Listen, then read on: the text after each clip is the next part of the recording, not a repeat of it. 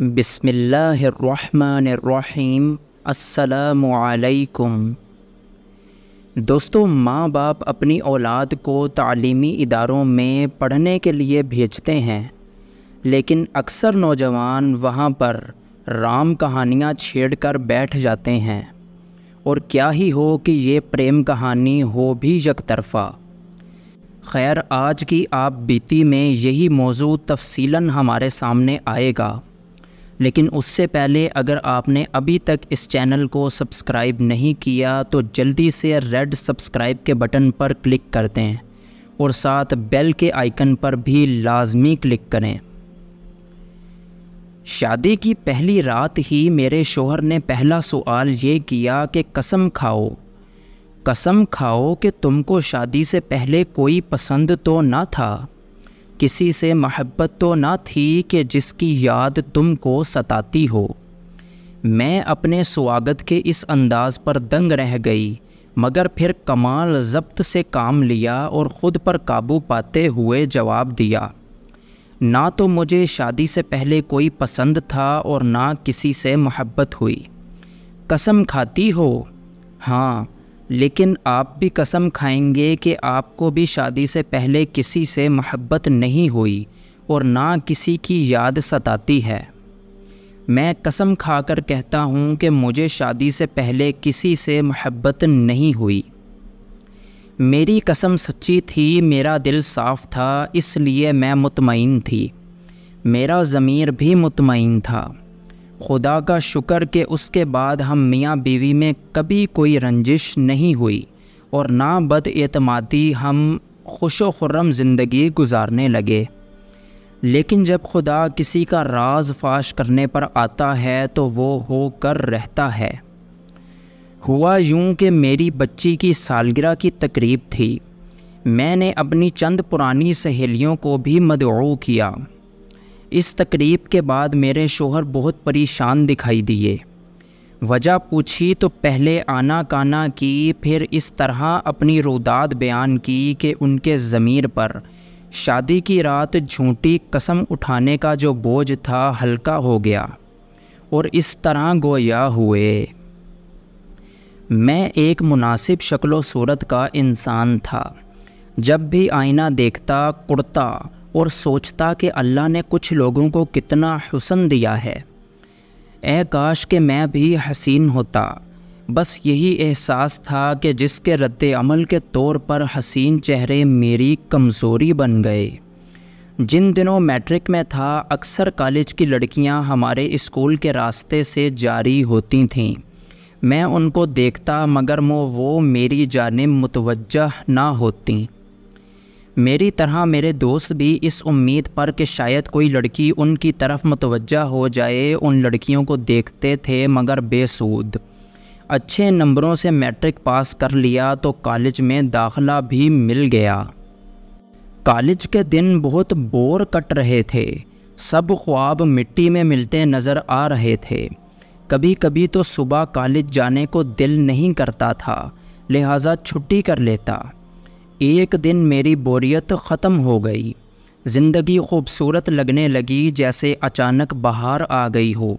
اب میرا کالج جانے کو دل کرتا تھا، بڑی بے چینی سے دوسرے دن کا انتظار کرتا کہ کب صبح ہو اور میں کالج جاؤں۔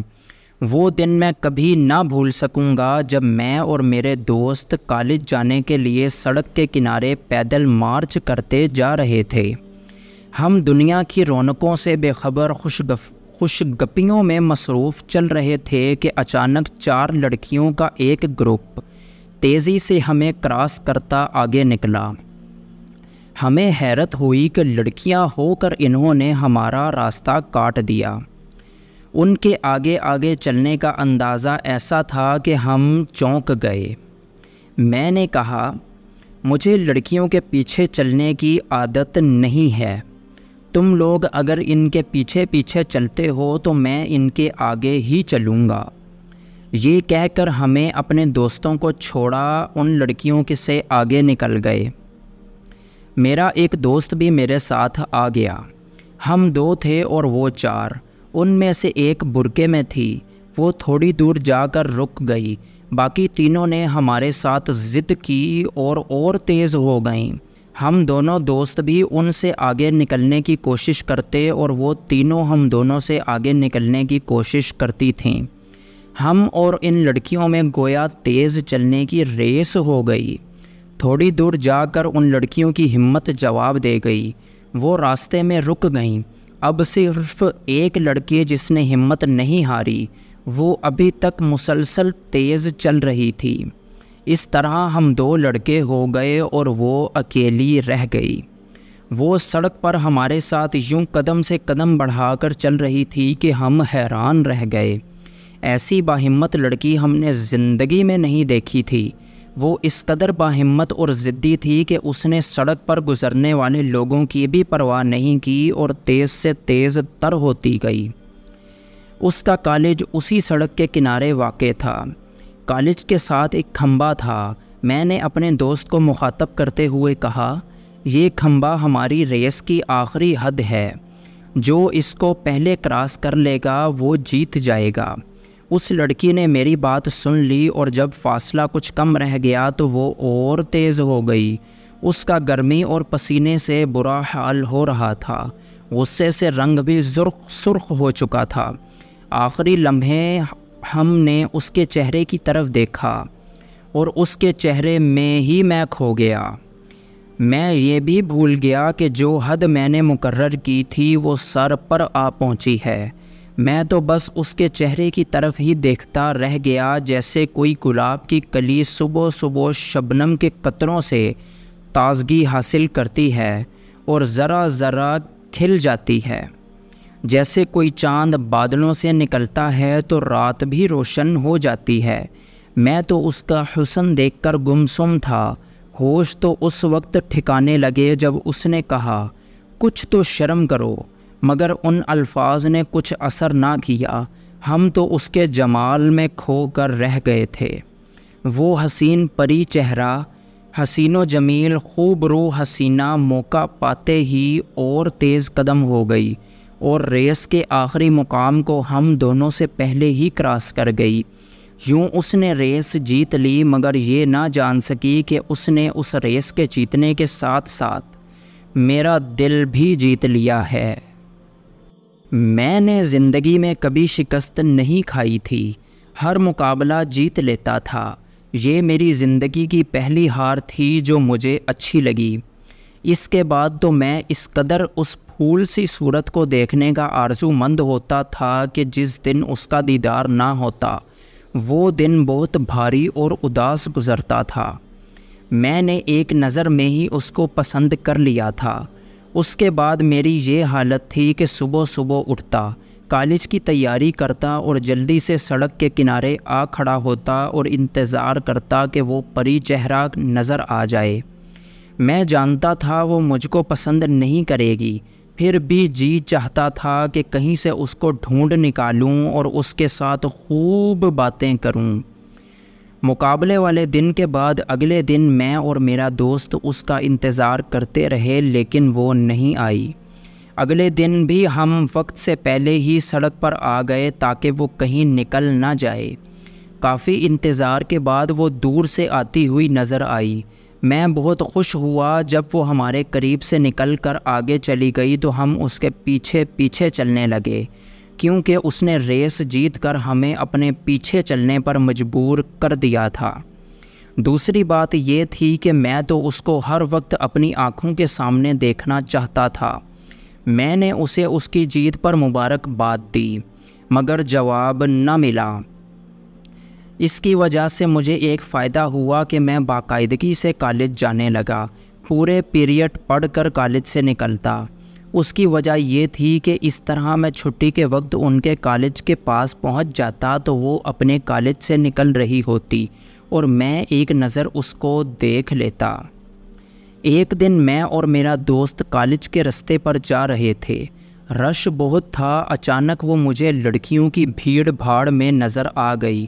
وہ سفید یونیفارم اور گلابی دوپٹہ پہنے تھی اور گلابی رنگ کا حجاب سر پر لپیٹ رکھا تھا۔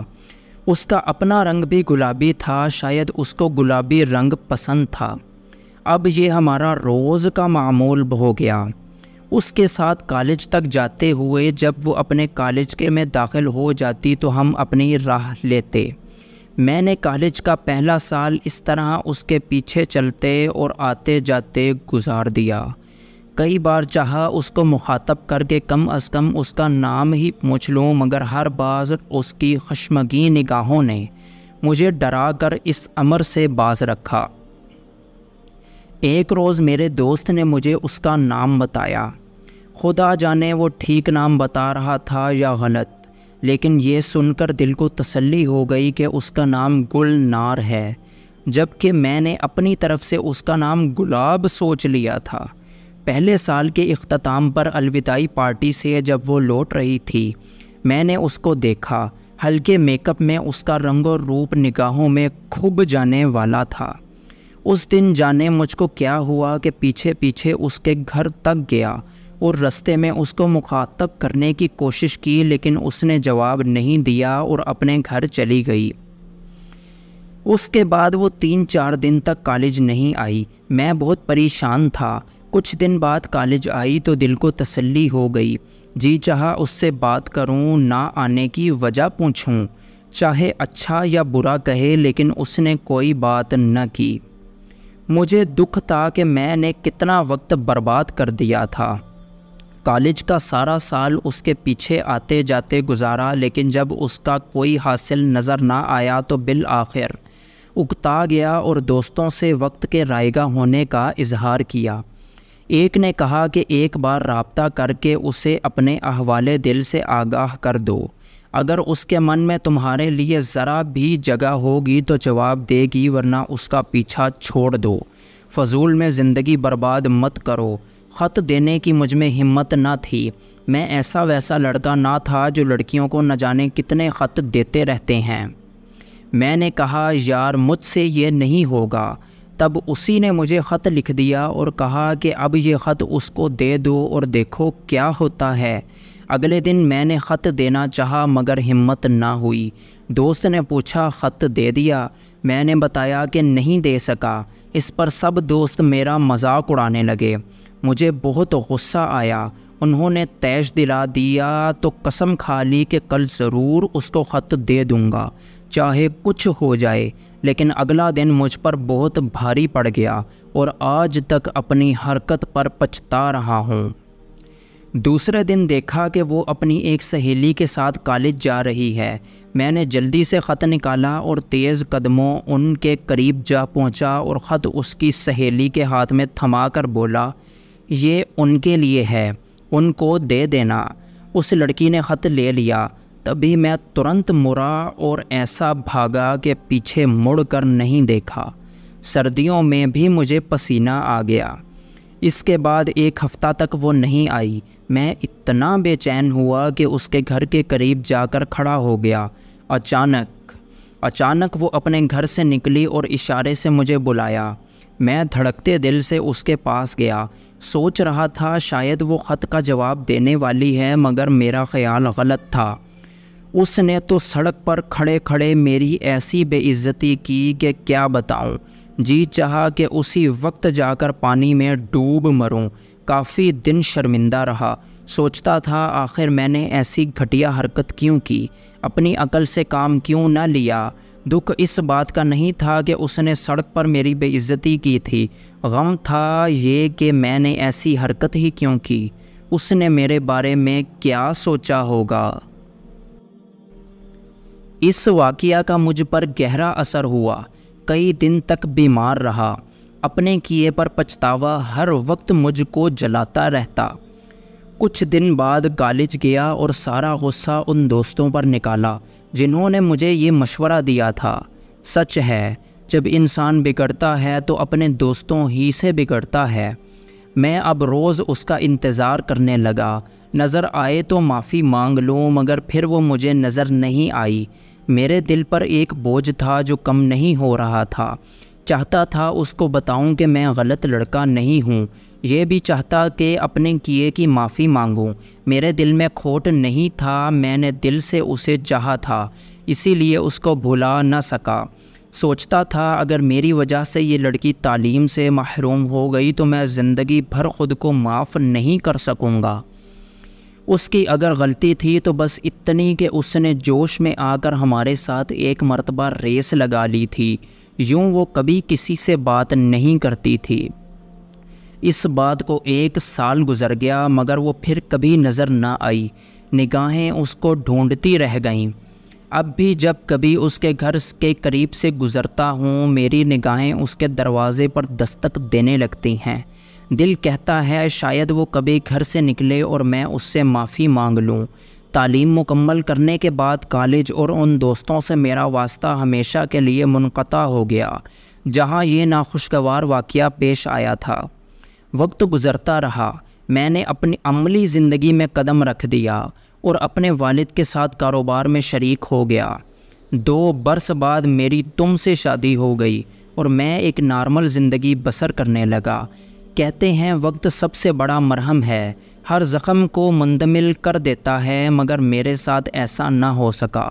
پچھتاوے کی صورت یہ آج بھی میرے دل میں ہرا ہے، اگر وہ مل جاتی اور میں اس سے معافی مانگ لیتا تو شاید یہ زخم مٹ جاتا۔ میں صبر کے ساتھ جھوٹی قسم کھانے والے اپنے شوہر کی رودات سنتی رہتی، جس کو گلنار اور اس کے تصور کی گلاب آج بھی پہلے دن کی طرح یاد تھی، جس نے اس سے پہلے اور آخری محبت کی تھی، مگر یہ محبت چونکہ یک طرفہ تھی تبھی اس کو تڑپاتی، رلاتی اور دکھ دیتی رہتی تھی۔ یہ مرد کی فطرت ہے، چاہے وہ خود کتنی ہی محبتیں کر لے، چاہتا یہی ہے کہ اس کی بیوی صاف ستھرے ذہن اور پاکیزہ جسم و دل کے ساتھ اس کی شریک حیات بنے، دوسری صورت میں وہ اسے قبول نہ ہوگی۔ خیر، اپنے شوہر کی رام کہانی سن لینے کے بعد میں نے ٹھنڈی آہ بھر کر کہا، مجھے لگتا ہے سالگرہ کی تقریب والے دن تم نے گلنار کو دیکھ لیا ہے۔ نہیں تو، اس نے معصوم شکل بنا کر کہا، تم کہتے ہو اس واقعے کو 12 برس بیت گئے ہیں مگر آج بھی وہ تم کو پہلے دن کی طرح یاد ہے۔ ظاہر ہے چھپے ہوئے زخم ایسے ہی تو رسنے نہیں لگتے، تم نے ضرور اسے دیکھا ہے۔ وہ میری پرانی سہیلی ہے اور میں نے اس کو بچی کی سالگرہ میں مدعو کیا تھا۔ وہ سالگرہ میں اپنی سہیلیوں کے ساتھ آئی تھی، اس کو خبر نہ تھی کہ تم میرے شوہر ہو۔ جب تم نے اسے گھر میں دیکھا تو ٹھٹک گئے اور وہ بھی ششدر رہ گئی۔ تم کو دیکھ کر وہ دوسرے ہی لمحے ہمارے گھر سے چلی گئی، ہے نا یہی بات؟ جب پارٹی ختم ہو گئی تم نے پوچھا تمہاری ایک مہمان وقت سے پہلے کیوں چلی گئی؟ اس کی طبیعت ٹھیک نہ تھی، اس نے یہی کہا تھا نا؟ اس وقت تم پریشان ہو گئے اور تم نے پوچھا تھا کہ کہو تو میں کچھ کھانے پینے کا سامان اس کے گھر پہنچا آؤں۔ تمہاری سہیلی نے کچھ کھایا پیا بھی تو نہیں ہوگا؟ تمہارے اس سوال نے میرے دل میں شک کو جنم دیا۔ میں حیران رہ گئی کہ آخر تم کو اس کی فکر کیوں ہے، اور یہ بھی بتا دوں اس کا نام گلنار نہیں سلطانہ ہے۔ تم اتنے پریشان تھے کہ میں نے اصرار کر کے تم سے پریشان ہونے کی وجہ پوچھ لی۔ بیچاری سلطانہ کس قدر بد نصیب ہے کہ کسی اور کی غلطی کی سزا اسے ملی۔ تبھی تمہارے ضمیر کی خلش نے تم کو مجبور کر دیا کہ مجھ کو اپنی یک طرفہ محبت کی کہانی سنا دو۔ لیکن کیا تم جانتے ہو کہ اسے تمہارے کارن کتنی بڑی سزا ملی ہے؟ سنو جھوٹی قسم کھانے والے، میں تمہیں بتاتی ہوں۔ سلطانہ نے مجھے بتایا تھا کہ جن دنوں وہ کالج میں پڑھتی تھی ایک لڑکے نے اس کا پیچھا کیا اور پھر خط دینے کی کوشش کی۔ جب اس نے نہ لیا تو اس کی ساتھی لڑکی کو دے کر چلا گیا، اور وہ ساتھی لڑکی اس کی کزن سلمہ تھی جس کے بھائی سے سلطانہ کی منگنی ہو چکی تھی اور شادی ہونے والی تھی۔ سلمہ نے وہ خط سلطانہ کو نہ دیا، گھر لے جا کر پڑھا اور اپنے بھائی کو دے دیا۔ خدا جانے تم نے اس میں کیا اوٹ پٹانگ باتیں لکھی تھیں کہ اس نے سلطانہ سے منگنی ختم کر دی اور شادی سے انکار کر کے خط اس کے گھر والوں کو دے دیا۔ یوں اس پر تعلیم کی دروازے بند ہو گئے۔ اس صدمے سے وہ بیمار ہو گئی، پڑھائی بھی چھوٹی، اور سلمہ کے نمک مرچ لگا کر بات کا بتنگڑ بنانے سے اس کی منگنی بھی ٹوٹ گئی۔ اس واقعہ سے اتنی دل برداشتہ ہوئی کہ پھر شادی بھی نہ کی، اور اب وہ ایک اسکول میں ٹیچر ہے۔ میں نے تب اس سے یہی پوچھا تھا کہ کون تھا وہ لوفر جس نے تم سے ایسا مذاق کیا تھا؟ خدا جانے کون تھا۔ تم تو جانتی ہو کالج کے کچھ لڑکے ایسے غیر ذمہ دار ہوتے ہیں، کسی کے نفع نقصان کا بھی نہیں سوچتے، لیکن ان کی ذرا سی غلطی کسی کی زندگی تباہ کر دیتی ہے۔ میں کیا جانتی تھی کہ وہ میرا شوہر ہے۔ میں تم سے شرمندہ ہوں شگفتہ۔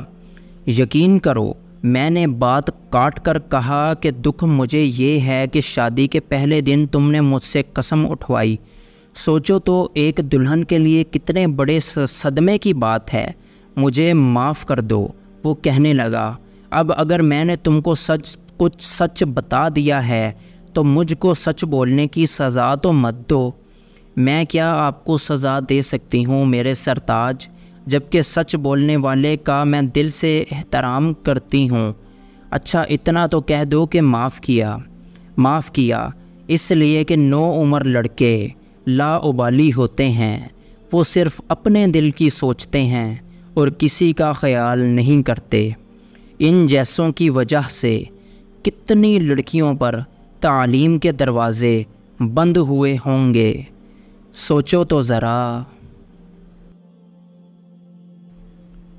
دوستو، مجھے امید ہے کہ اس کہانی سے، اس آپ بیتی سے مجھے اور آپ کو بہت کچھ سیکھنے کا موقع ملا ہوگا۔